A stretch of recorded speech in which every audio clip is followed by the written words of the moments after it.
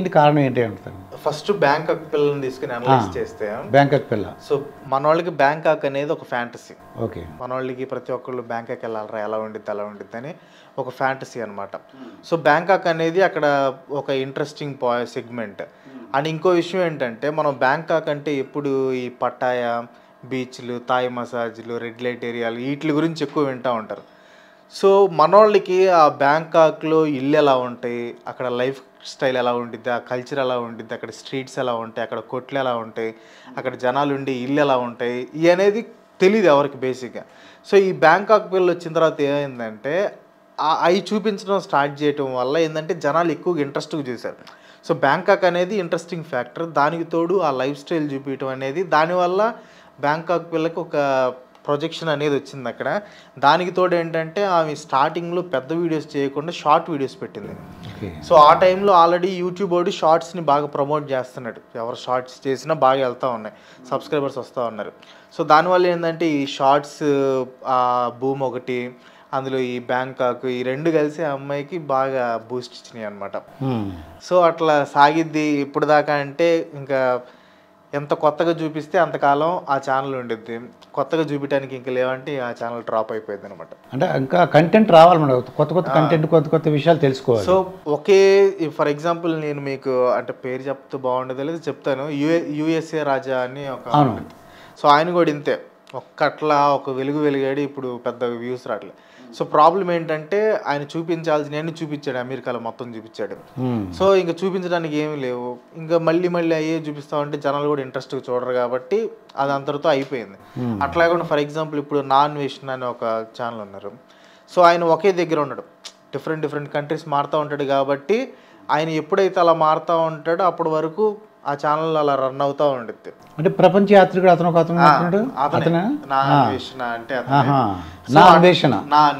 ప్రపంచ యాత్రికుడు కూడా అంటుంటారు. సో అట్లా అనమాట, అతను డిఫరెంట్ కంట్రీస్ వెళ్తున్నాడు కాబట్టి ప్రతిదానికి డిఫరెంట్ కొత్తదనం ఉంది కాబట్టి చూస్తూ ఉంటారు. సో అది నేను అనుకున్నాను. అంటే అన్ని కంట్రీస్ అయిపోతాయి ఏంటన్నది చూడాలి ఇప్పుడు. అయితే క్రాంతి, ఇప్పుడు వీడియోస్ ఎంతో కష్టపడి చేస్తున్నావు, ఎప్పుడన్నా అప్లోడ్ చేసిన తర్వాత భయపడిన సంఘటనలు ఉన్నాయా? అమ్మో ఇదేంట్రా పెట్టి ఏమైనా అవుతుందా? లేదు. నేను ఎందుకంటే నువ్వు దమ్మున్నవాడివి, ధైర్యం ఉన్నవాడివి. నేను నీ వీడియోస్ చూసినప్పుడు ఆశ్చర్యంగా ఉందన్నమాట. అదేంటంటే డిమానిటైజేషన్ స్కాము అమ్మో అనుకున్నాను. తర్వాత ఏమో ఆంధ్ర అప్పులు, నేను ఒకే పార్టీకి అన్నీ చూసాను అనమాట. నేను చూస్తే ఫ్యాక్ట్స్ చెప్పావు అంతే. నాకు అక్కడ ఏంటంటే నీకు తమ్నే ఒకలా ఉంది, ఫ్యాక్ట్స్ ఒకలా ఉన్నాయి. నాకు చాలా ఆశ్చర్యంగా లేదు. నువ్వు దమ్మున్నోడు, ధైర్యం ఉన్నోడు, ఎలాగని ఇంటర్వ్యూ చేయాలని అనుకున్నాను అనమాట నేను. అంటే భయం అయితే ఇప్పుడు పడలేదు, కానీ నెగిటివిటీ అయితే మాత్రం కంపల్సరీ వచ్చింది. ఇప్పుడు ఆ డిమానిటైజేషన్ పెట్టినప్పుడు ఆ బీజేపీ వాళ్ళ నుంచి కానీ భయంకరమైన నెగిటివిటీ వచ్చింది. అండ్ కొంతమంది అయితే యాంటీ హిందూ అంటారు. మీరు నా ఛానల్ మొత్తం చూసి దాని మీద యాక్చువల్గా ఒక వీడియో చేద్దాం అనుకుంటున్నాను. ఏంటంటే అంటే కొంతమంది వ్యక్తిగతంగా విమర్శించాలి ఏదో ఒకటి అన్నట్టు ఇలాంటివి చేస్తూ ఉంటారు. బట్ దాని మీద ఒక వీడియో కూడా చేద్దామని ప్లాన్లో ఉన్నాను. కానీ మీరు నా ఛానల్ మొత్తం చూస్తే హిందూయిజం గ్రేట్నెస్ గురించి చాలా వీడియోస్ చేశా. ఆడోళ్ళు బొట్టు ఎందుకు పెట్టుకుంటారు, గుళ్ళో గంట ఎందుకు ఉండిద్ది, బొమ్మల మీద గుళ్ళు మీద అసలు బూత్ బొమ్మలు పెట్టడానికి ఎందుకు పెట్టాల్సి వచ్చింది, దానికి పాజిటివ్ రీజన్, నెగిటివ్ కాదు. సో ఇట్లా ఒకప్పుడు మనం మూఢనమ్మకాలను ఒకప్పుడు నమ్మిన మూఢనమ్మకాలని ఇప్పుడు కూడా ఎందుకు నమ్ముతున్నాం, వాళ్ళు నమ్మటానికి ఉన్న సైంటిఫిక్ రీజన్స్ ఏంటి ఆ రోజుల్లో. సో పురాణాల్లో ఉండే కొన్ని పవర్ఫుల్ వెపన్స్ కానివ్వండి, సో హిందూ దీన్ని గ్రీక్ మిథాలజీ, సో వాళ్ళది ఎలా కొంచెం కనెక్షన్స్ ఉన్నాయి. అండ్ మన వేదాల్లో ఉన్న సైన్స్ ఏంటి, దాంట్లో ఏలియన్స్ గురించి ఉందా, స్పేస్ గురించి ఉందా. సో హిందూయిజం గొప్పతనం గురించి చాలా వీడియోస్ చేశాను నేను. ఇన్ కేస్ అదే వీడియోస్ నేను క్రిస్టియానిటీ మీద కానీ ఇస్లాం మీద కానీ చేసుంటే నన్ను బండబూతులు తిట్టేవాళ్ళు, భయంకరంగా తిట్టేవాళ్ళు. సో ఈ యాంటీ హిందూ అనేవాళ్ళకి నేను చేసిన వీడియోస్ అన్నీ తెలియదు. వాళ్ళు ఇది డిమానిటైజేషన్ చూస్తారు, దాంట్లో మీరే తప్పు లేదు అంటున్నారు. తప్పు లేదు. సో ఇప్పుడు దాంట్లో తప్పు చెప్పలేనప్పుడు ఏమన్నా నన్ను వ్యక్తిగతంగా ఏదో ఒకటి చేయాలి. సో ఇది anti Hindu, anti Indian, anti national, so అట్లాంటివి వస్తూ ఉంటాయి. ఇప్పుడు అసలు ఆంధ్ర అప్పులు అంటే నాకు ఆశ్చర్యం వేసింది. ఆంధ్ర అప్పులు వీడియో చేయకముందు నన్ను వైఎస్ఆర్సీపీ పేటీఎం గాడీడు అది ఇదని భయంకరంగా తిట్టేవాళ్ళు. అది చేయటం, అది ఆ వీడియో చేయగలనే వీడు టీడీపీ పోయాడు, వీడు టీడీపీ కుక్క, అది ఇదని టైప్. సో అంటే నాకు ఆనందం కలిగించే విషయం ఏంటంటే ఒక బయాస్డ్ కాకుండా అన్ని వైపుల నుంచి అందరూ సమపాలంగా వీడు ఈ పార్టీ అంటాడు కాబట్టి సో నేను అందరూ వాడినని అప్పుడు అనిపించింది నాకు. నేను Q2KV చూసాను అన్నమాట. ఇది 100 ప్రశ్నలు. అది యాక్చువల్గా మాలాంటి సైన్స్ మేము స్కూల్ బ్యాక్గ్రౌండ్ నుంచి ఒక టీచర్ ప్రొఫెషన్ నుంచి వచ్చాను. నేను 35 years ఎక్స్పీరియన్స్ ఉంది. అటువంటిది నాకే ఇంట్రెస్ట్ ఇచ్చింది. ఆ 100 ప్రశ్నలు నేను చూసేవరకు రాత్రి నేను నిద్రపోలేదు. ఇప్పుడు ఇంటర్వ్యూ చేశాను కూడా ఎంతో కష్టపడి అవన్నీ వింటే కానీ నాకు నిద్ర రాలేదు. ఏంటంటే చెప్పిన దేవుడు చూడు, ప్రతి గుడి మీద కొన్ని బూత్ బొమ్మలు ఉంటాయి. అవి ఎందుకంటే నువ్వు బాగా ఎక్స్ప్లెయిన్ చేశావు. నువ్వు నేను అనుకున్నాను మేము ఎలా ఎక్స్ప్లెయిన్ చేయాలని అనుకున్నాను, కానీ నువ్వు చక్కగా ఎక్స్ప్లెయిన్ చేసావు. అంటే అప్పుడు ఏంటి ఆ సెక్స్ ఎడ్యుకేషన్ గురించి అనుకుంటా. ఏం దానికి సెక్స్ ఎడ్యుకేషన్ గురించి చెప్పినట్టు అనిపించింది నాకు. అంటే అప్పుడున్న ప్రజానికానికి ఎలా చెప్తారు, మీడియా ఏం లేదు, టీవీ ఏం లేవు, బుక్ ప్రింటింగ్ లేదు, మరి వాళ్ళకి ఎలా చెప్పగలరు? అంటే జనరేషన్ పెరగాలి, యాక్టివిటీ తెలియాలి కదా, అందుకు అనుకుంటున్నాను బొమ్మలు అయి పెట్టుంటారు. సో బేసిక్గా విషయం ఏంటంటే అప్పుడు నేను యూట్యూబ్ పెట్టినప్పుడు అప్పుడు స్టార్టింగ్లో మీరు అన్నట్లు మేము ఇంత కష్టపడుతున్నాం, ఇంత చేస్తున్నాం, మాకు వ్యూస్ రావట్లేదు. సో నేను కూడా ఆ కేటగిరీలో ఉన్నానమాట అప్పుడు. సో చాలా ట్రై చేశాను. తర్వాత ఇది క్వశ్చన్స్ అంటే మనం ఏం చేసినా జనాలు చూడట్లేదు, సరే జనాలు అడిగిన దానికి ఆన్సర్ చెప్పి చూద్దాం అప్పుడైనా చూస్తారని. సో అప్పుడు స్టార్ట్ చేశాను క్వశ్చన్ టు క్రాంతి వ్లాగర్ అని, జనాలు అడిగే క్వశ్చన్స్కి ఆన్సర్ చెప్పడం. సెకండ్ ఎపిసోడ్ నుంచే ఛానల్ రైజ్ అయిపోయింది అనమాట. సో అట్లా వాళ్ళు అడిగిన క్వశ్చన్స్కి వాళ్ళు మొత్తం గ్యాదర్ చేసి చెప్పటం. సో అది చాలా కష్టం. అంటే అప్పుడు ఇన్ఫోసిస్లో పనిచేస్తేనే నైట్ 3 వరకు మేల్కొని, అంటే ఆఫీస్ నుంచి వచ్చిన తర్వాత 1 గంట సేపు తినేసి ఫ్రెష్ అయ్యి కూర్చొని ఇంకా స్క్రిప్ట్ రాయడానికి కూర్చున్నాడు అనమాట. సో స్టార్టింగ్లో ఏంటంటే నేనేం చేసేవాడిని అంటే అన్నీ ఒకే కైండ్ ఆఫ్ క్వశ్చన్స్ తీసుకోకూడదు, ఒకటి స్పేస్కి సంబంధించిన క్వశ్చన్, దానికి ఇట్లా టైం వేస్ట్ చేసేవాడిని. తర్వాత అలాగే అదిలే ఏదో క్వశ్చన్లే అని చెప్పి క్వశ్చన్స్ అన్నీ తీసుకొని చెప్పాను. సో దాంట్లో మీరు చెప్పినట్టు డిఫరెంట్ సైన్స్ గురించి ఉండిద్ది, బయాలజీ గురించి ఉండిద్ది, స్పేస్ గురించి ఉండిద్ది, అండ్ హిస్టరీ గురించి, సో ఎవ్రీథింగ్ ఉంటాయి. సో నేనేంటంటే బేసిక్గా చాలా ఇన్ఫర్మేషన్ ఉంటుంది దాంట్లో, మన వాళ్ళకి ఎంతవరకు అవసరం, ఎలా చెప్తే అర్థమయ్యిద్ది అనేది నేను అనలైజ్ చేసుకొని అంత పెద్ద మ్యాటర్ని ఒక 1 minute చెప్పడానికి ట్రై చేస్తాను అనమాట. సో అది యాక్చువల్గా ఏంటంటే చాలా టఫ్ టాస్క్, చాలా కష్టం. అయితే ప్రతి ఇంత సక్సెస్ సాధించిన తర్వాత మీ అమ్మగారి గురించి ఒకసారి చెప్పు. అలాగే మీ అమ్మగారు ఏమన్నారు? ఫస్ట్ మీ అమ్మగారి గురించి చెప్పు. అసలు మీ అమ్మగారు చిన్నప్పుడు చాలా పెంచారు, ఏమని చదువుకోమని చెప్పేవారు, ఏం ఉద్యోగం చేయమని చెప్పారు? సో బేసిక్గా మా మమ్మీకి అయితే చిన్నప్పుడు నేను ఐఏఎస్ ఆఫీసర్ అవ్వాలని బాగా కోరిక. కలెక్టర్, ఐఏఎస్ ఆఫీసర్ అవ్వాలని. మీరు నా 10th క్లాస్ కానీ ఇంటర్మీడియట్ బుక్స్ కానీ చూస్తే క్రాంతి కుమార్ పక్కన ఐఏఎస్ఆర్ రాసేవాడిని. సో అప్పుడు నాకు కూడా ఐఏఎస్ అవ్వాలని ఉండేది. అప్పుడు మా మమ్మీకి అది కోరిక. సో మా మమ్మీ అంటే కొంచెం సాఫ్ట్ అనమాట, మరి అంత కాదు. కాకపోతే చిన్నప్పుడు ఏంటంటే మేము 3 ఉండేవాళ్ళం, మా అక్క, నేను, మా తమ్ముడు. ఓకే. మా అక్క ఆడపిల్ల, మా అందరిలో ఫస్ట్ అమ్మాయి, వీడు చిన్నపిల్లడు. సో మధ్యలో మిగిలింది నేను కాబట్టి సో వాళ్ళిద్దరిని ఏమనలేక అప్పుడు మా మమ్మీ నన్ను తిట్టేదనమాట. అయిపోయింది ఇక్కడ చిన్నపిల్లాడు అయిపోయాడు, దొరికిందేమో మధ్యలో నేను కాబట్టి. ఒక ఫన్నీ ఇన్సిడెంట్ ఏంటంటే అయిపోయింది సంక్రాంతి.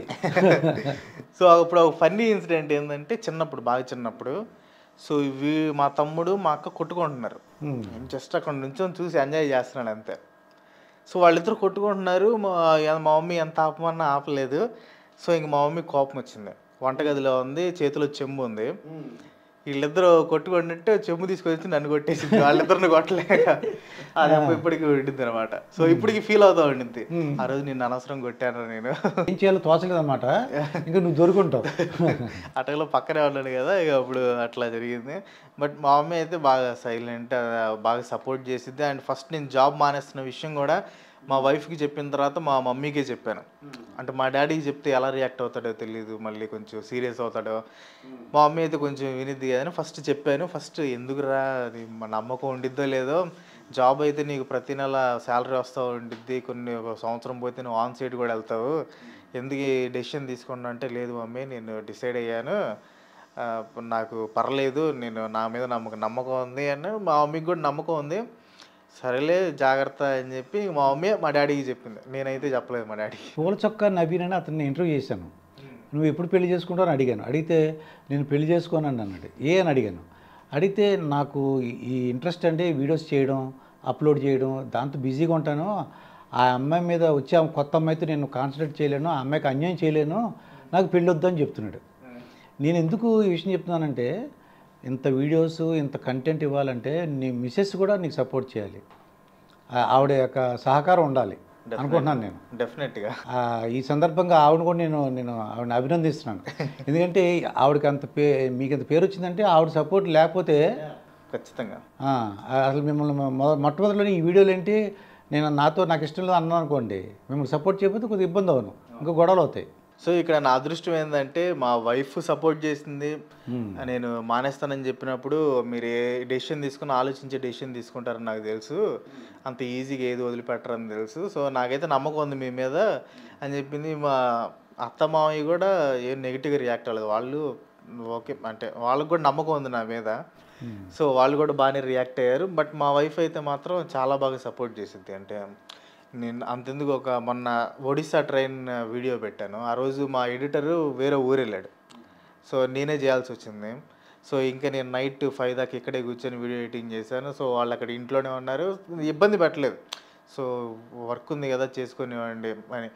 కొన్నిసార్లు అయితే నాకు ఏమన్నా హెవీ వర్క్ ఉంటే వాళ్ళు ఇక్కడ పొన్నూరులో మా అత్తమ్మ వాళ్ళు ఉంటారు, నాకు ఎప్పుడైనా ఇబ్బందిగా అనిపిస్తే వాళ్ళు పొన్నూరు వెళ్తారనమాట, డిస్టర్బ్ చేయకూడదని. సో ఆ టైప్ ఆఫ్ సపోర్ట్ ఉండేది, వాళ్ళు అంత సపోర్ట్ చేస్తున్నారు కాబట్టి ఖచ్చితంగా. అంటే మీరు అన్నారు కాబట్టి పెళ్ళి ఎందుకు అదిదని, సో అది అనేది రాంగ్ పర్సెప్షన్. ఎందుకంటే ఇప్పుడు బాగానే ఉండేది కానీ ఒక స్టేజ్ దాటిన తర్వాత ఒంటరిగా ఉండాలంటే చాలా కష్టం. నేను ఆర్ నారాయణమూర్తి గారితో ఒక ఇంటర్వ్యూ చేశాను. సో ఆ ఇంటర్వ్యూలో ఆయన బాధపడుతున్నాను అనమాట, అరే నేను ఎందుకు పెళ్లి చేసుకోలేకపోయాను. సో అటు చూస్తే ఒక 2 గోరింకలు వెళ్ళి గూడు కట్టుకొని ఉంటున్నాయి. సో అంటే ప్రకృతిలో ప్రతిదీ జంటలుగా ఉన్నాయి. అంటే ఆ జంట అనేది మోస్ట్ ఇంపార్టెంట్, మనిషికి కానీ జంతువులకి కానీ ఏదైనా ఒక పేరు అనేది ఉండాలి. సో ఆయన పెళ్లి చేసుకోలేదని అప్పుడు బాధపడుతుంది. అంటే ఆయన చెప్పారు ప్రతి ఒక్కళ్ళు పెళ్లి చేసుకోండి అది. సో నా ఫీలింగ్ కూడా అదే, ఒక స్టేజ్ వరకు బాగానే ఉండేది. ఇప్పుడు నేను కుర్రోడిని, నేను అన్నీ చేసుకోగలను. స్టేజ్ దాటిన తర్వాత ఖచ్చితంగా మోరల్ సపోర్ట్కి కానీ మెంటల్ సపోర్ట్కి కానీ ఖచ్చితంగా కావాలి. నేను అప్పుడప్పుడు ఫీల్ అవుతూ ఉంటాను కొన్నిసార్లు, ఇట్లా అవుతున్నప్పుడు మా వైఫ్ నన్ను కన్సోల్ చేసిద్ది. సో అలాంటి మెంటల్ సపోర్ట్ కూడా ఉండాలి ఖచ్చితంగా. సో ఏముంది, ఒకరోజు వీడియో మానేసి బయటికి తీసుకెళ్ళేది, పోయేదేముంది, ఒకరోజే కదా. ఒక్కొక్కడికి ఒక ఐడియాతో ఉంటున్నారు. అతను చూసే ఉంటాడు, జుట్టు వేసుకుని ఉంటాడు, బాగా చేస్తుంటాడు. అయితే ఎవరన్నా సెలబ్రిటీస్ మీ వీడియోస్ చూసి ఫోన్ చేయడం కానీ, కామెంట్ చేయడం కానీ, లేదంటే ఎవరితో కబురు చేయడం కానీ, మీ వీడియోస్ చూసాం అలాగేనా సందర్భాలు ఉన్నాయా? కేఏ పాల్ గారి మీద నేను 2 వీడియోస్ చేశాను. సో ఆ 2 వీడియోస్ ఆయన చూశారు, బాగా ఇంప్రెస్ అయ్యి ఫస్ట్ ఫోన్ చేసి అప్రిషియేట్ చేశారు. తర్వాత డైరెక్ట్గా రమ్మన్నారు, హైదరాబాద్ వచ్చినప్పుడు ఖచ్చితంగా మీట్ అవ్వండి. సో వెళ్ళి కేఏ పాల్ గారిని అయితే మీట్ అయ్యాను. సో ఆయన అప్పుడు ఆ వీడియో కూడా పెట్టాను నేను. సో బాగా అప్రిషియేట్ చేశారనమాట. అంటే నా గురించి ఇంత యాక్యురేట్ ఇన్ఫర్మేషన్ ఇప్పటివరకు ఎవరు చెప్పలేదు. ఆయన కొంచెం హ్యాపీగా ఫీల్ అయ్యాడు. ఆయన డౌన్ఫాల్ కూడా చేశాం. అంటే ఆయన గొప్ప వ్యక్తిగా ఎలా అయ్యాడు, హీరో నుంచి జీరో అయిపోయాడు, గొప్ప వ్యక్తిగా ఎలా అయ్యాడు, మళ్ళీ అతనే కమీడియన్గా ఎలా మారిపోయాడు అనేది కూడా చేశాను అనమాట. సో అది కూడా ఆయన ఇంప్రెస్ అయ్యాడు. అంటే కామెడీ వేలో తీసుకెళ్ళినా కానీ ఆయన దాంట్లో ఉన్న సోల్ని అర్థం చేసుకున్నాడు ఆయన. ఓకే, అంటే యాక్యురేట్ ఇన్ఫర్మేషన్ చెప్పావు, 99% యాక్యురేట్ ఇన్ఫర్మేషన్ ఇంతవరకు ఎవరు చెప్పలేదని అప్రిషియేట్ చేశారు. అయితే యూట్యూబర్లు చాలామంది ఒక ప్రశ్నగా జవాబు చెప్పలేకపోతున్నారు, లేకపోతే చెప్పాలి ఇష్టపడలేదు.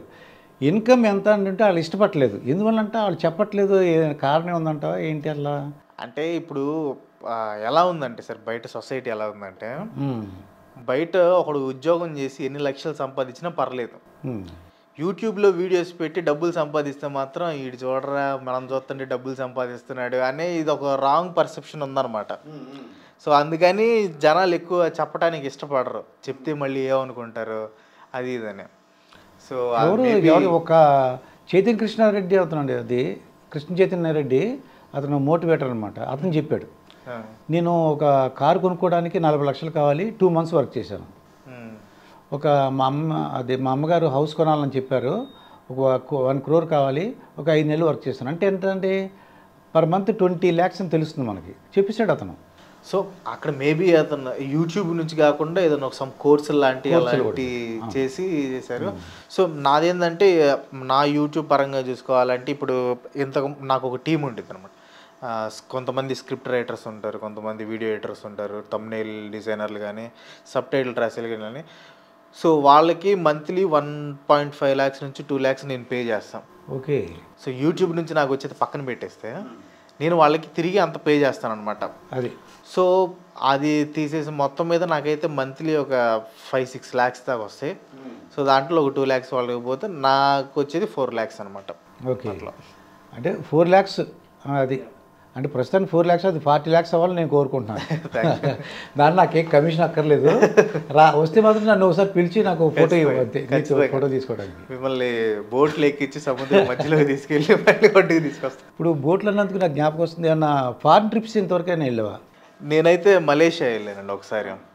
మలేషియాలో ఒక 1 week ఉన్నాను, వచ్చాను. కానీ ఒక 3 days ఉండగానే నాకు బోర్ కొట్టేసింది. ఇండియానే బాగుంది అంటే అక్కడ ఫుడ్ అంత డిఫరెంట్గా ఉంటుంది కదా, అది మన వల్ల కాదు. సో అది మలేషియా ఒకటే వెళ్ళాను నేనైతే. ఇప్పుడు ఈ కంటెంట్ రైటింగ్ కానీ, ఇప్పుడు స్క్రిప్ట్ రైటర్లు మీ దగ్గర ఉన్నారంటే, స్క్రిప్ట్ రైటర్లు కంటెంట్ ఐడియాస్ ఇచ్చేవాళ్ళు అంటే స్టాఫ్ ఉన్నారన్నమాట మీకు. 2 lakhs అంతవరకు శాలరీస్ అన్నారు. అంటే ఫస్ట్ మొత్తం నేనే చేసుకునేవాడిని, A to Z మొత్తం నేనే చేసుకునేవాడిని. అంటే కంటెంట్ ఇవ్వాలంటే ఎలా చెప్తారు అతనికి? కంటెంట్ ఏ కంటెంట్? నేను టాపిక్ ఐడియా ఇస్తాను. టాపిక్ ఐడియా ఇచ్చేసి దానికి సోర్స్లు ఎక్కడ చూసుకోవాలి, ఎక్కడెక్కడ నుంచి తీసుకోవాలి అవి కూడా పంపిస్తాను. దాంతోపాటు అవుట్లైన్ కూడా ఇస్తాను. ఓకే. ఇప్పుడు ఫర్ ఎగ్జాంపుల్ నేను next dark reality of street foods అని ఒక వీడియో చేయబోతున్నాను, స్ట్రీట్ ఫుడ్స్ గురించి. సో అది ఎట్లా స్టార్ట్ చేయాలి, దాంట్లో ఏమేం పాయింట్స్ తీసుకురావాలి, సో ఈ మొత్తం దాంట్లో ఇస్తానన్నమాట. సో దాన్ని బట్టి వాళ్ళు రాస్తారు. సో ఇంతకుముందు అయితే ఒక 2 ఉండేవాళ్ళు, ఇప్పుడు ఒక 4 పెట్టుకున్నాను అనమాట. వాళ్ళు ఈ మంత్ నుంచి స్టార్ట్ అయింది. సో దానికి ముందు ఒక 1 year బ్యాక్ వరకు నేను ఒక్కడనే రాసుకునేవాడిని. కానీ ఇప్పటికి కూడా కొన్ని కాంప్లెక్స్ స్క్రిప్ట్స్ అయితే నేనే రాస్తాను. కొన్ని ఆంధ్ర అప్పులు కానివ్వండి, కేఏ పాల్ వీడియోస్ కానివ్వండి, డిమానిటైజేషన్ కానీ, ఇలాంటి కాంప్లెక్స్ అయితే నేనే రాస్తాను. నార్మల్గా అయితే వాళ్ళ చేత రాసి రిఫరెన్స్లు పంపిస్తారు అనమాట. ఒక అంటే పైనుంచి డైరెక్షన్ చేయించి సూపర్వైజ్ చేస్తారు. ఎలా ఉంది కంటెంట్, ఎలా ఉంది, నాకు మార్పులు చేర్పులు చేస్తారు. వాళ్ళు ఇచ్చిన తర్వాత మళ్ళీ నా స్టైల్లో నేను మార్చుకుంటాను. అండ్ ఇంకోటి ఏంటంటే వాళ్ళందరూ, నేను కంటెంట్ ఈజ్ కింగ్ అని ఒక స్క్రిప్ట్ కోర్స్ ఇచ్చాను కదా, సో ఆ కోర్స్ చేసిన వాళ్ళు వీళ్ళంతా. సో నేను వాళ్ళకి ట్రైనింగ్ ఇచ్చినట్లే, స్క్రిప్ట్ ఎలా రాయాలని ఆల్రెడీ వాళ్ళకి ట్రైనింగ్ ఇచ్చినట్లే. అండ్ నా స్టైల్ ఆఫ్ వేలోనే వాళ్ళు రాస్తారు కాబట్టి అది నాకు బాగా మ్యాచ్ అయ్యింది. అంటే నేను వేరే వాళ్ళని తీసుకోలేదు, నా కోర్స్ తీసుకొని వాళ్ళందరికీ చిన్న టెస్ట్ లాగా పెట్టి ఒక టాపిక్ ఇచ్చి దాని మీద రాయమని చెప్పాను. సో వాళ్ళు పంపించిన తర్వాత వాటిలో ఏది బెస్ట్గా ఉందని చూసి దాన్ని సెలెక్ట్ చేశాను. అట్లా. ఓకే. అయితే సినిమా డైరెక్టర్లు చేసే పని చేస్తున్నారు మీరు. క్రాంతి, మీ ఖాళీగా అసలు ఖాళీ ఉండదు నాకు తెలుసు. ఖాళీగా ఉన్నప్పుడు ఇంకెవరన్నా వీడియోలు చూస్తుంటావా? తెలుగు కానీ హిందీ కానీ? తెలుగులో అయితే ఎవరైతే చూస్తాం, యూట్యూబ్లో అయితే చాలా తక్కువ. యూట్యూబ్లో చూడటం అయితే చాలా తక్కువ. బేసిక్గా అయితే ఇంతకు ముందు ఉండేది కానీ ఇప్పుడైతే అసలు చూడటానికి కూడా టైం ఉండలేదు. ఇన్ కేసు టైం ఉన్నా కానీ ఇంటి దగ్గరికి వెళ్ళి పిల్లలతో అట్లా ఆడుకోవటం అవన్నీ చేస్తున్నాయి. కానీ యూట్యూబ్లో అయితే వీడియోస్ అయితే తక్కువ, నేను అసలు 99% చూడను. ఇన్ కేస్ ఏదైనా నాకు ఇన్ఫర్మేషన్ అవసరం అయినప్పుడు, ఏదైనా న్యూస్ ఛానల్స్ కానీ లేకపోతే వేరే ఏదైనా వీడియోకి సంబంధించి ఇన్ఫర్మేషన్ అవసరమైనప్పుడు చూస్తూ ఉంటాను. కానీ పర్టికులర్గా ఈ ఛానల్ చూడాలి అట్లా అయితే లేదు. కానీ క్రాంతి, నిన్న ఒకసారి మెచ్చుకోవడం ఉంది. ఎందుకంటే నీ సబ్స్క్రైబర్స్ కాకుండా మొత్తం అందరిని కూడా కొద్దిగా అలర్ట్ చేసావు. ఈ వీడియోలు మాత్రం చూసే ముందు జాగ్రత్త అని చెప్పావు. అంటే నీకేం భయం వేసింది? అంటే నేను చూశాను, ఏంటి ఇలా జాగ్రత్త అని చూశాను. నిజంగానే అది ఫైనాన్షియల్గాను, తర్వాత మెంటల్గా గాను, హెల్త్ పరంగా గాను. ఇంకా 1 o'clock అనగానే నువ్వు చెప్పిన ఒక చూశాను, మన టీవీ 9లో రహస్యం ఏదో వచ్చేది. టీవీ 9 దేంట్లో వచ్చేది రహస్యం. నేను ఎక్కడున్నా సరే ఆ ఒక్క సినిమా, అది ఆ సీరియల్ గురించి శుక్రవారం ఎప్పుడు వచ్చేది. ఇంకా ఉండిపోయేవాడిని ఎక్కడికి వెళ్ళకుండా. ఫ్రెండ్స్ రానిచ్చేవాడు కాదు, రిలేటివ్స్ ఎవరు కుదిరేది కాదు, ఎక్కడికి వెళ్ళేవాడు కాదు. ఆ రహస్యం సీరియల్ ఏమైంది? ఇంకో విచిత్రం ఏంటంటే తమిళంలో ఒక రోజు ముందు వచ్చేదంట. ఆ ఛానల్ కూడా ట్రై చేశాను నేను అప్పుడే, ఆ రహస్యం వచ్చే టైంలో. సో మీకు రహస్యం ఆ ప్రోగ్రామ్ బాగా ఇంట్రెస్ట్గా అవుతుంది అనమాట ఇది. సో యాక్చువల్గా థింగ్ ఏంటంటే, అంటే నేను చాలా ఇంట్రెస్ట్లో చెప్పాను, నేను యూట్యూబ్ స్టార్ట్ చేయడానికి రీజన్ ఆ రహస్యం అనే ప్రోగ్రామ్. ఓకే. అంటే మీరు చెప్పినట్టే మీరు ఎట్లా వెయిట్ చేసేవాళ్ళు, నేను కూడా అంతకంటే భయంకరంగా వెయిట్ చేసేవాడిని. చాలా చాలా ఇంటర్వ్యూస్లో కూడా చెప్పాను అది. దాంట్లో ఇంకో స్టెప్ అని అర్థమైంది కదా, దీని ముందు నెక్స్ట్ వీక్ ఏమో జరుగుతుందో తమిళంలో వచ్చేసేది ఓ రోజు ముందు.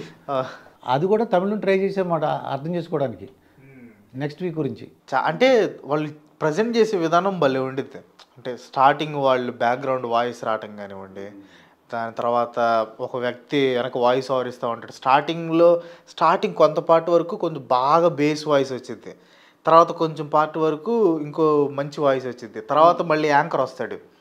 సో వాళ్ళు ప్రజెంట్ చేసే విధానం కానీ, బ్యాక్గ్రౌండ్ మ్యూజిక్ కానీ, వాళ్ళు చెప్పే ఇన్ఫర్మేషన్ కానీ, అదంతా నాకు బాగా ఇష్టం అనమాట. సో అట్లా ట్రై చేస్తూ అంటే ఉంటాం. ఇప్పుడు ఈ కనెక్ట్ కొంతమంది వీడియోలు ఏం చేస్తున్నారంటే లైఫ్ స్టైల్ వీడియోస్ ఉన్నాయి. వీళ్ళు కంపల్సరీ 1 o'clock కొంతమంది ఉన్నారు. 1 o'clock వీడియో అనగానే అన్ని పనులు మానేసుకుని కూర్చుంటున్నారు. వాళ్ళందరూ జాగ్రత్త అని చెప్పి అలర్ట్ చేశావు. అప్పుడు నీకు భయం ఏం లేదంటావా? భయం కానీ కామెంట్స్ అంటే తమ్నెయిల్లో కొంతమంది ఫోటోలు పెట్టాను, దాంట్లో ఒకళ్ళు ఫోన్ చేశారు. ఫోన్ చేశారా? మీరు తీస్తారా లేకపోతే మేము తీపిచ్చాలా అన్నట్టు కొంచెం సీరియస్గా అయితే, అంత అవసరం లేదు మీకు అబ్జెక్షన్ అయితే తీసేస్తానులే అని చెప్పి వాళ్ళ ఫోటో వరకు తీసేసాను. బట్ దాంట్లో చెప్పిన వరకు ఫ్యాక్ట్స్. అంటే మనం ఎంటర్టైన్మెంట్ పరంగా చూస్తే ఓకే, కానీ వాళ్ళు అలా ఉన్నారు, మనం కూడా అలాగే బతకాలి. సో అవన్నీ కొంతమంది అలా అనుకుంటూ ఉంటారు అనమాట. సో అట్లా వద్దు అని చెప్పాను. తర్వాత మళ్ళీ నేను జనాలు వ్లాగ్స్ ఎందుకు చూస్తారని కూడా చెప్పాను. సో ఫస్ట్ డార్క్ రియాలిటీ చేశాను, దానివల్ల ప్రమాదాలు ఏందని. రీసెంట్గా వ్లాగ్స్ చూడటానికి రీజన్స్ ఏంటని చెప్పాను. అంటే దాంట్లో ఉండే పాజిటివ్స్ ఏంటి, ఫర్ ఎగ్జాంపుల్ ఎస్కేపిజం. ఇప్పుడు నాకు చాలా బాధలు ఉన్నాయి, నేను డిప్రెషన్లో ఉన్నాను. సో ఆ వ్లాగ్ చూసినప్పుడు ఒక అమెజాన్ అడవుల్లోకి వెళ్తా చూపిస్తున్నప్పుడు కొంతసేపు నేను ఆ ప్రపంచాన్ని మర్చిపోయి అమెజాన్ అడవుల్లోకి వెళ్ళిపోతాం. సో మనమే అక్కడ ఉన్నట్లు, అతను మాట్లాడేది కూడా మనతో మాట్లాడుతున్నటువంటిది కాబట్టి. సో అట్లా కొన్నిటికి ఆ వ్లాగ్స్ అనేవి ఉపయోగపడతాయి.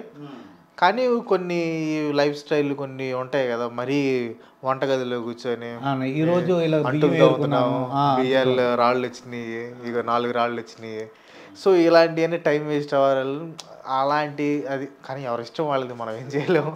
అది మా ఇంటి ముందు ఇలా గాలి వచ్చిందండి, కాగితాలు పడిపోయినాయి, అన్నీ తీసాను అని చెప్పేసి చెప్తుంటారు. కానీ బేసిక్గా ఏంటంటే జనాలు అయ్యే చూస్తున్నారు ఎక్కువ. సో అందుకే అలాంటివి ఎక్కువ చేస్తున్నారు. ఇప్పుడు ఎవరన్నా మీలాగా క్రాంతిలాగా వీడియోస్ చేయాలనుకో, వాళ్ళకైనా సజెషన్స్ ఇవ్వగలరా, సలహాలు? అంటే సక్సెస్ అవటానికి లేదంటే వాళ్ళు పెట్టాలనుకుంటే ఏంటి? ఫస్ట్ పేషెన్స్ అనేది మోస్ట్ ఇంపార్టెంట్. సో కొంతమంది పెట్టేసి 4-5 వీడియోలు పెట్టి మనకు రావట్లేదు, సో మన వల్ల కాదేమో, మనకి చేత కాదేమో, అది ఇది అనుకుంటారు. బట్ అర్థం చేసుకోవాల్సిన విషయం ఏంటంటే, కొంతమందికి స్టార్టింగ్లోనే సక్సెస్ రావచ్చు, కానీ కొంతమందికి టైం పట్టింది బాగా. సో మనం అది వచ్చేంత వరకు మనం వెయిట్ చేయాలి. సో నేను అదే చేశాను. నేను సంవత్సరం పైగా నాకు రోజు అంటే వీడియో పెడితే 1000 వ్యూస్, 2000 వ్యూస్ అలా వచ్చాయి. ఎంతో కష్టపడి చేసినా కానీ అప్పుడు నేను చాలా డిప్రెషన్లో, అంటే నేను కూడా కొంచెం బాధపడేవాడిని, ఎందుకు చేస్తాను, కానీ నేను వదిలిపెట్టలేదు. సో మనం చేద్దాం, ఇంప్రూవ్ చేసుకుందాం, ఎప్పుడో ఒకసారి మనం సక్సెస్ అవుతాం అనే ఆలోచన నాకైతే ఉంది. సో అట్లా వెళ్ళాను. సో ఇక్కడ ఏంటంటే కన్సిస్టెన్సీ విత్ హార్డ్ వర్క్. కన్సిస్టెంట్గా హార్డ్ వర్క్ చేస్తామంటే ఏదో ఒక రోజు కంపల్సరీగా సక్సెస్ అవుతాం. కొంతమంది 1 నెలలో అవ్వచ్చు, కొంతమంది 1 ఇయర్లో అవ్వచ్చు, కొంతమందికి 2 years పట్టవచ్చు. బట్ దాన్ని వదిలిపెట్టకుండా చేసామంటే మాత్రం ఖచ్చితంగా సక్సెస్ అవుతాం. సో దానితో పాటు మనం అప్గ్రేడ్ అవుతూ ఉండాలి. సో ఫస్ట్లో నేను చేసే వీడియోస్ ఇప్పుడు చేసే వీడియోస్కి చాలా తేడా ఉంటాయి. ఫస్ట్లో నేను చేసే చూస్తే కామెడీగా ఉంటాయి. స్టార్టింగ్ నేను చేసిన ఫేస్ క్యామ్ చూస్తే భయంకరంగా ఉంటుంది అనమాట, ఎందుకు చేశారా అనుకునేవాడిని. సో అట్లా ఉంటాయి. సో మనం ఏంటంటే ఎప్పటికప్పుడు అప్గ్రేడ్. ఇప్పుడు ఈ స్టూడియో కట్టడానికి కూడా నాకు 10 lakhs అయింది. సో 10 lakhs నేను యూట్యూబ్ మీద పెట్టానంటే నాకు యూట్యూబ్ మీద ఇంట్రెస్ట్, అందులో అప్గ్రేడ్ అవ్వాలని ఇంట్రెస్ట్ కాబట్టి దానికి ఖర్చు పెట్టాను. నా కెమెరా కూడా 2.5 lakhs ఉండిద్ది. సో కావాలంటే నేను ఫోన్లో కూడా రికార్డ్ చేసి పెట్టచ్చు. కాకపోతే ఏంటంటే మనం ఎప్పటికప్పుడు అప్గ్రేడ్ చేసుకోవాలి. అక్కడే ఉండిపోయి ఇట్లాగే ఉన్నామంటే మాత్రం మనం పతనం అయిపోతామని తెలుసు. అంటే చాలా లైవ్ ఎగ్జాంపుల్స్ చూశాను కాబట్టి అవి కూడా నేను ఇంప్లిమెంట్ చేస్తూ ఉంటాను ఆ లైఫ్లో. చూడు క్రాంతి, ప్రతి వాళ్ళ జీవితంలోనూ బాగా బాధపడిన సంఘటనలు, చాలా ఆనందకరమైన సంఘటనలు ఉంటాయి. అలాగే నీ జీవితంలో బాగా ఇంతవరకు ఎక్కడా చెప్పని బాధపడిపోయిన ఆ రోజు చాలా బాధపడ్డానండి ఏదో ఒక విషయం ఉంటుంది చిన్నప్పటి నుంచి ఇప్పటి వరకు, అలాగే సంతోషకరమైన విషయం, అవి ఇవి చాలా ఉన్నాయి. బాగా ఆనందపడినవి చాలా ఉన్నాయి, బాధపడినవి కూడా చాలా ఉన్నాయి. బట్ నా లైఫ్లో నేను బాగా బాధపడింది అయితే ఒక సంఘటన. అంటే అది ఎట్లా చెప్పాలో కూడా అర్థం కాదు. ఇన్ఫోసిస్లో ఉన్నప్పుడు సో ఒక ఫ్రెండ్స్ని నమ్మి ఒక బిజినెస్ అని చెప్పి దాంట్లో ఏం తెలియకుండా ఇంట్లో వాళ్ళకి చెప్పి కూడా సో దాంట్లోకి దిగి సో చాలా లాస్ అయ్యారు అనమాట అక్కడ. ఇన్ఫోసిస్లో పనిచేస్తున్నాం, ఇంట్లో వాళ్ళని డబ్బులు అడగలేం. అంత కంపెనీలో పనిచేస్తా ఇంట్లో వాళ్ళని డబ్బులు అడగలేం. అప్పుడు నా పరిస్థితి ఎలా ఉండేదంటే, నాకు వచ్చే శాలరీ కంటే నేను కట్టే ఈఎంఐలు 5,000 ఎక్స్ట్రా ఉండేవి. నాకు వచ్చే శాలరీ మొత్తం ఈఎంఐస్కి పోయిద్ది. దానికి తోడు ఎక్స్ట్రా నేను 5,000 ఈఎంఐకి కట్టాలి. దాంతోపాటు నా రూమ్ రెంట్కి కట్టుకోవాలి, నాకు తినడానికి కావాలి. సో ఇలా చాలా సో మెనీ ఉండే అనమాట. సో నేను ఇంతవరకు ఎవరికి చెప్పని విషయం ఏంటంటే, ఒకానొక టైంలో ఇంకా నాకు ఏం చేయాలో తెలియలే. అప్పుడు కూడా నేను రోజులో ఓన్లీ సాయంత్రం పూట పచ్చడి వేసుకొని తిన్న చాలా రోజులు. ఇంక నా వల్ల కాలేదు. ఇంకా మా ఫ్రెండ్ ఒకటి పర్సులో ఒక 200 రూపీస్ దొంగతనం చేశారు. సో అది ఇంతవరకు ఎవరికి తెలియదు, వాడికి కూడా తెలియదు. సో ఇంకా నా వల్ల కాలేదనమాట. ఇంకా ఆ 200కి ఇప్పుడు 20,000 అంత ఇచ్చేయండి. తీసుకున్నాను. ఇంకా ఈ ఖర్చు పెట్టి తర్వాత మళ్ళీ కొన్ని రోజుల తర్వాత మళ్ళీ ఆ 200 పెట్టేసాను అడిగి తెలియకుండానే. ఓకే. సో అంటే అలాంటి పొజిషన్కి వెళ్ళిపోయాను అనమాట. సూసైడ్ చేసుకోవాలని పొజిషన్కి వెళ్ళిపోయాను. ఇంకా ఫోన్ చేసి ఇంట్లో చెప్పేశాను. అంటే అప్పుడు దాకా ఆపుకున్నాను, ఇంకా నా వల్ల కాలేదనమాట. అప్పుడు నేను సన్నబడి ఇంతకుముందు జిమ్కి వెళ్ళి బాగా ఫిట్గా అట్లా ఉండేవాడిని. సడన్గా సన్నబడిపోయి ఇంటికి వెళ్తే మా మమ్మీ వాళ్ళు ఏమో దిగులు పడుతున్నాడేమో అది ఇది అనుకున్నారు. ఇంకా ఫైనల్ స్టేజ్కి వెళ్ళిపోయింది. ఇంకా సూసైడ్ ఒక్కటే నాకు మార్గం అనుకుని ఫైనల్ స్టేజ్కి వెళ్ళిపోయి ఇంకా ఇంట్లో వాళ్ళకి ఫోన్ చేసి ఇంకా నా వల్ల కావట్లేదు, ఇది అయిపోదాం అనుకుని. అంటే ఫస్ట్ టైం మా డాడీ ఏడవటం చూసి, అంటే నేను ఏడుస్తే ఇంకా ఫోన్ చేశాను మా డాడీకి. ఇంకా మా డాడీకి ఆపుకోలేక మా డాడీ కూడా ఏడ్ చేసి ఫోన్లోనే, నీకేం కాదురా మేము ఉన్నాం కదా, ఎందుకు ఏం కాదు అది ఇదని ఇంకా నాకు ఏడుస్తానే ధైర్యం చెప్పి ఇంక అప్పటి నుంచి నాకు మంత్లీ కొంచెం ఎంత అని పంపించడం స్టార్ట్ చేశారు. కానీ నేనేమనుకునేదంటే, మన లైఫ్లో ఎప్పుడైనా ప్రాబ్లమ్స్ వచ్చినా ఆ ప్రాబ్లంకి ఒక అర్థం ఉంటుంది. This something good is going to happen అని. అండ్ దాంతోపాటు కాలమే గాయాన్ని మాన్పేస్తుంది అంటారు. సో టైం హీల్స్ అనమాట. ఎన్ని కష్టాలు ఉన్నాయి కానీ మనం గట్టిగా నిలబడితే ఆ టైం అనేది హీల్ అయిపోయింది. సో నేను ఆ బిజినెస్ అనే ఇది చేయటం వల్లే నాకు డబ్బులు లేవు, సో ఏదో ఒకటి ఎక్స్ట్రా ఇన్కమ్ ఉండాలనే ఉద్దేశంతో నేను యూట్యూబ్ స్టార్ట్ చేశాను. తర్వాత మ్యారేజ్ అయింది, అదంతా అయిపోయింది. ఇంకా చిన్నగా ఒక్కొక్క ఈఎంఐస్ జీవితాంతం ఉండవు కదా. అయ్యో 1 year తర్వాత ఒకటి, 6 months తర్వాత ఒకటి, 2 years తర్వాత అట్లా చిన్నగా ఒక్కొక్కటి పోతా వచ్చింది. తర్వాత మ్యారేజ్ అయిపోయింది. తర్వాత మా పాప పుట్టిన తర్వాత, అప్పుడు పాప పుట్టింది కదా, ఇంకా రెస్పాన్సిబిలిటీస్ పెరిగినాయి. సో యూట్యూబ్లో ఇంకా కష్టపడదాం. సో మా పాప పుట్టిన తర్వాత అసలు యూట్యూబ్ ఒక రేంజ్కి వెళ్ళిపోయింది అనమాట. అప్పుడు దాకా యూట్యూబ్లో చేస్తున్నాను కానీ ఏం లేదు. ఎప్పుడైతే మా పాప పుట్టిందో ఇంక యూట్యూబ్ ఇట్లా వెళ్తుంది, ఒక్కసారి అట్లా లేచిపోయింది. నాకే అర్థం కాలే ఆ క్యూట్ కేవి ఎప్పుడే స్టార్ట్ అయింది. అండ్ అట్లా అయింది. అట్లా చేసుకున్న బాధాకరమైన విషయం అయితే ఆ బిజినెస్ ఒకటే. కానీ ఆ బిజినెస్ది అలా జరగటం వల్ల ఈరోజు నేను ఎక్కడ కూర్చున్నాను అనేది కూడా నాకుంది. ఇన్ కేస్ ఆ రోజు అది లేకపోతే నేను ఒక సాఫ్ట్వేర్ ఇంజనీర్ లాగే కంటిన్యూ అవుతా, అట్లా ఉండేవాడిని నా ఉద్దేశం. ఇంకా హ్యాపీ మూమెంట్స్ అయితే చాలా ఉన్నాయి, ఒకటి కాదు చాలా ఉన్నాయి. ఫర్ ఎగ్జాంపుల్ మా పాప పుట్టినప్పుడు హ్యాపీనే, మా బాబు పుట్టినప్పుడు, నాకు మ్యారేజ్ అయినప్పుడు కానీ. సో ఇంకోటి ఆశ్చర్యం కలిగించేది ఏంటంటే, నేను అప్పుడు జోస్ టాక్స్లో ఒక ఇంటర్వ్యూ లాంటిది ఇచ్చాను అనమాట. అప్పుడు నేను చెప్పాను, పలానా మా పాప ఫస్ట్ బర్త్డే ఉంది, ఆ బర్త్డే కల్లా నేను 3 lakh సబ్స్క్రైబర్స్ రీచ్ అవ్వాలని గోల్ పెట్టుకున్నాను. సో అప్పటి నుంచి నా ఛానల్ చాలా స్లోగా వెళ్తూ ఉంది. నేను ఆ మాట చెప్పిన తర్వాత కరెక్ట్గా మా పాప బర్త్డే ఎదురే మనం టెంట్లో అవన్నీ వేస్తున్నాం. కరెక్ట్గా 10 AM-కి 3 lakh సబ్స్క్రైబర్స్ వచ్చారనమాట. 3 monthsలో 1 lakh సబ్స్క్రైబర్స్ వచ్చేసారు. అప్పుడు దాకా నా ఛానల్ చాలా స్లో వెళ్తూ ఉంది.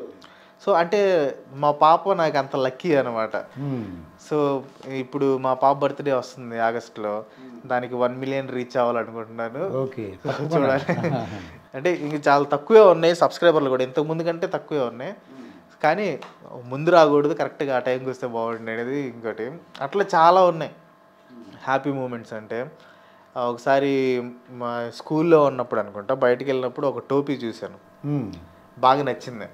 మా డాడీని వెళ్ళి అడిగా, డాడీ ఆ టోపీ నచ్చింది కొంచెం కొని అంటే బాగా తిట్టాడు అనమాట. ఏదన్నా నాటకాలు చేస్తున్నావా, రోడ్లు అమ్మడి తిరిగి టోపీలు గీపిలేదురా నువ్వు, చదువుకోకుండా అది ఇదని బాగా తిట్టాడు. ఒక వారం తర్వాత నా బర్త్డే. నైట్ కేక్ కట్ చేయించి వెనక నుంచి టోపీ పెట్టించాడు అనమాట. నేను షాక్ అయిపోయా, ఇదేంది అప్పుడు టోపీ అడిగితే తిట్టాడు, ఇప్పుడేంది టోపీ ఇచ్చాడని. అంటే నాకు అప్పుడు అర్థమైంది, ఓ ఇది గిఫ్ట్ ఇవ్వడానికి అప్పుడు నన్ను ఓరకట్ట కావాలని తిట్టాడని అట్లా అర్థమైంది. అట్లా చాలా చాలా మూమెంట్స్ ఉన్నాయి. అయితే పవన్ కళ్యాణ్ సీఎం అవుతాడా అని చెప్పేసి ఒకటి చూశాను అది. కానీ నిజంగా నీ మనసులో ఇప్పుడు ఏమైనా చెప్పగలవా? ఇప్పుడు 2024లో మళ్ళీ ఎలక్షన్స్ రావడానికి అవకాశం ఉంది. అట్లా ఏంటి పాలిటిక్స్ అని చెప్పగలవా?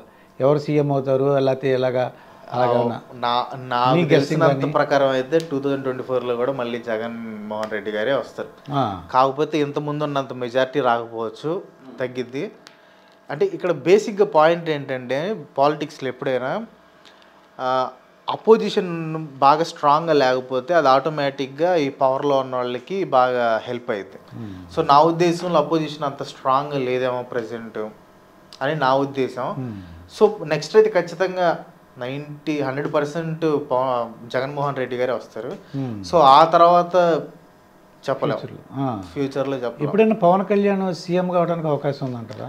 ఖచ్చితంగా. అంటే ఇప్పుడు ఎవరైనా ఖచ్చితంగా సీఎం అంటే ఎక్కువ లాంగ్ రన్లో ఉంటే ఖచ్చితంగా సీఎం అవుతారు. పవన్ కళ్యాణ్కి కూడా ఆ స్థాయి ఉంది, ఆ పవన్ కళ్యాణ్ గారికి.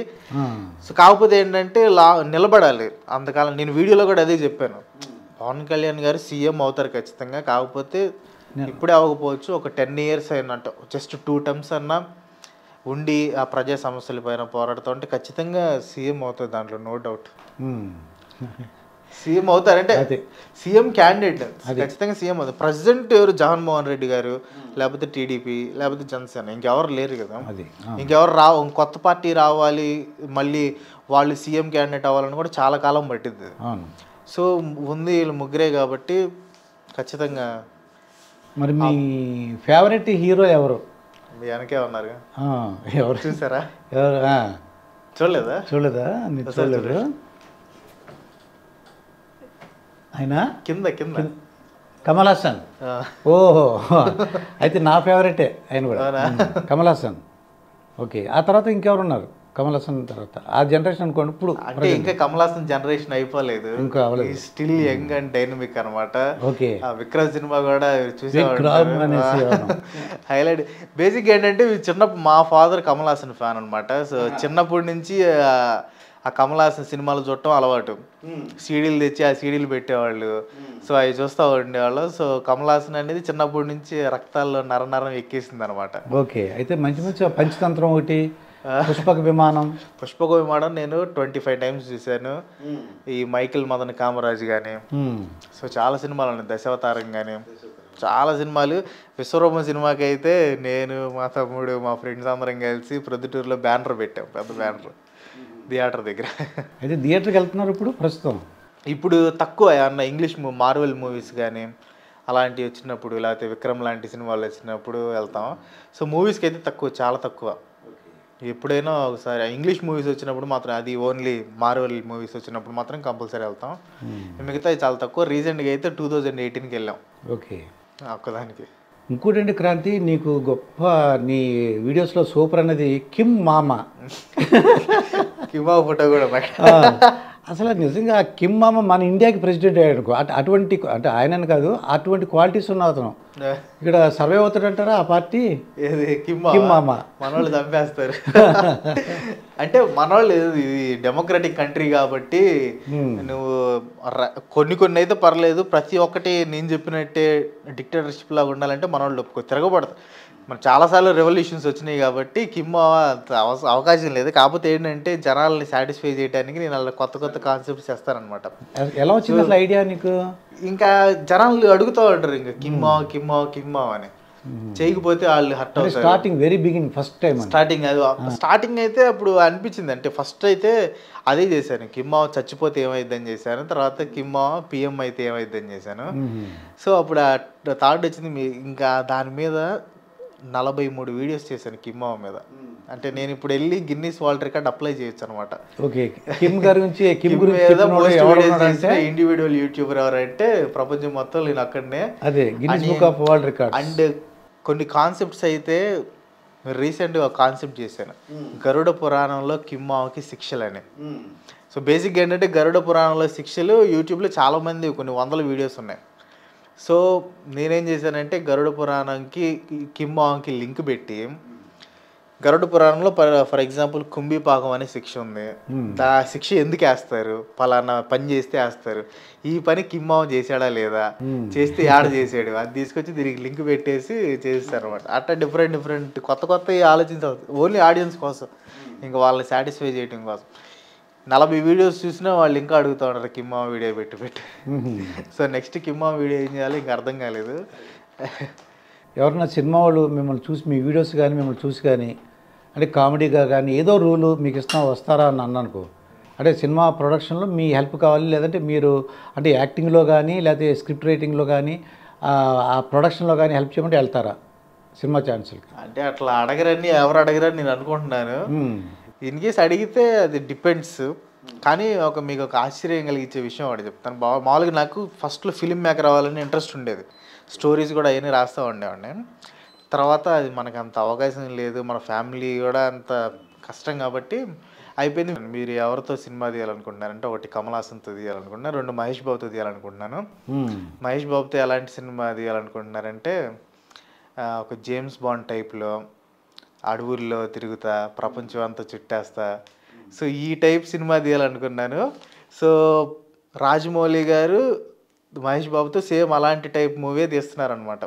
సో నేను మహేష్ బాబుని ఎలాగైతే చూడాలనుకున్నానో అది రాజమౌళి గారు చూపించబోతున్నారు. సో అది హ్యాపీ అనమాట. ఓకే మీరు అనుకుంటే రాజమౌళి గారు. నేను యాక్చువల్గా ఎలాంటి క్వాలిటీస్ ఇది చెప్పాను, సేమ్ అలాంటి క్వాలిటీస్ ఉన్న సినిమానే దిగబోతున్నారని న్యూస్ వచ్చింది. అంటే నా వీడియో చూసి చేశారని నేను చెప్పాను, కోయిన్సిడెన్స్ అది అట్లా. అది ఇప్పుడు కొంతమంది కష్టపడి ఇప్పుడు మీరు నా అన్వేషణ ఉంది, లేకపోతే అతను ప్రపంచ యాత్రికుడు, అతను చేస్తున్న కొంతమంది వెంటనే అతను వీడియో పెడితే వెంటనే అతను ఆపోజిట్గా చేస్తుంటారు. కానీ నేను ఒకటి చెప్తానండి, నేను ఇంట్లో కూర్చొని చేస్తున్నాను, కష్టమే అది కూడా. కానీ నా అన్వేషణ అలాగే వీడియోస్ చేయడం అనేది చాలా కష్టం. అతను ఒక యూట్యూబరే నాకు కాంపిటేటర్ అనుకొని అది కాదు, కానీ ఉన్న ఫ్యాక్ట్ చెప్పాలంటే చాలా కష్టం. ఎందుకంటే అన్ని దేశాలు ఒక్కళ్ళే తిరగాలి, ఆ ఎక్విప్మెంట్ అంతా పెట్టుకొని తిరగాలి. ఇంకోటి ఏమనుకుంటారంటే తిరిగితే ఏముందో డబ్బులు వస్తున్నాయి అది ఇది అనుకుంటారు, కానీ ఆ డబ్బులు కూడా పెద్దగా ఏం రావు. ఫర్ ఎగ్జాంపుల్ రీసెంట్గా నార్త్ కొరియాలో టూరిజం వదిలేరు. సో అతనే అడిగాడు అనమాట నన్ను, నార్త్ కొరియా టూరిజం వదులుతున్నారు వస్తావా నువ్వు, మీ వాళ్ళు కూడా హ్యాపీగా ఫీల్ అవుతారు కదా అక్కడ దగ్గరికి వెళ్ళి చూడొచ్చు. సో దానికి నేను చూస్తే నార్త్ కొరియా వెళ్ళి రావడానికి 4 lakhs అయింది, ట్రైన్ టికెట్స్ కానివ్వండి, వీసా కానివ్వండి మొత్తం. సో నాకు ఆ 4 lakhs రావాలంటే నేను ఎన్ని వీడియోలు పెట్టాలి, నాకు ఎన్ని వ్యూస్ రావాలి. సో అట్లా క్యాలిక్యులేట్ చేసుకుంటే నేను పెట్టిన డబ్బులు ఆ వీడియోల ద్వారా వస్తుంది, కానీ దాని మీద ఎక్స్ట్రా ఏం రావట్లేదు నాకు అనిపించింది అది. సో అతను చేసేది చాలా కష్టం, అప్రిషియేట్ చేయాలి. ఎందుకంటే అంత వెళ్ళి చేయటం అనేది మామూలు విషయం కాదు. ఫిజికల్ స్ట్రెయిన్, పెద్ద డబ్బులు కూడా వస్తాయి అంటే ఎక్కువ రావు. అంటే వాళ్ళు ఏమంటారంటే నీకు ఫ్యామిలీ లేరా, పెళ్లి చేసుకోవా అలా అంటుంటారు. పాప నాకు ఏంటంటే వాళ్ళు అనేది కరెక్టే, పాప అతను ఇంట్రెస్ట్ కూడా చేస్తున్నాడు, ఇక్కడ వీళ్ళేమో ఇలా అంటుంటారు. అంటే ఇంకా